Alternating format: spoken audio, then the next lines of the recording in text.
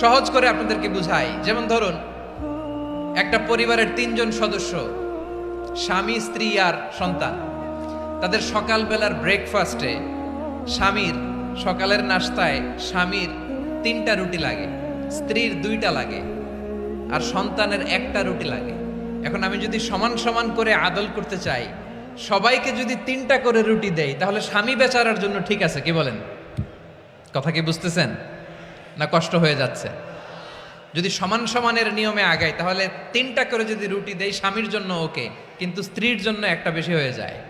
আর সন্তানের জন্য কয়টা বেশি হয়? আচ্ছা, এই তো বুঝতেছেন, মাশাআল্লাহ। আচ্ছা, 2টা করে যদি সবাই রে দেয় সমান সমান নীতিতে, তাহলে স্ত্রীর জন্য, স্ত্রী বেচারির জন্য ঠিক আছে, কিন্তু স্বামীর কয়টা কম পড়ে? আর সন্তানের বেশি হয়ে যায় কয়টা? আচ্ছা, সমান সমান নীতিতে সবাইকে যদি সকালের নাস্তার জন্য 1টা করে রুটি দেই, সন্তানের জন্য ঠিক আছে, কিন্তু স্ত্রী বেচারির কম পড়ে কয়টা? স্বামীর কম পড়ে কয়টা? 2টা। কথা কি বুঝতেছেন? আর আমি যদি স্বামীকে দেই 3টা, স্ত্রীকে দেই 2টা, আর সন্তানকে দেই 1টা, তাহলে কারো অপচয় হবে না। যার যতটুকু দরকার ঠিক ততটুকুই কাজে লাগবে। চিল্লায় বলেন ঠিক কিনা? এটাই হচ্ছে ইসলামের আদল, যেখানে যার যতটুকু দরকার তাকে সেখানে ঠিক ততটুকু দিয়ে দেওয়ার নামই হচ্ছে আদল। চিল্লায় পড়েন আল্লাহু আকবার।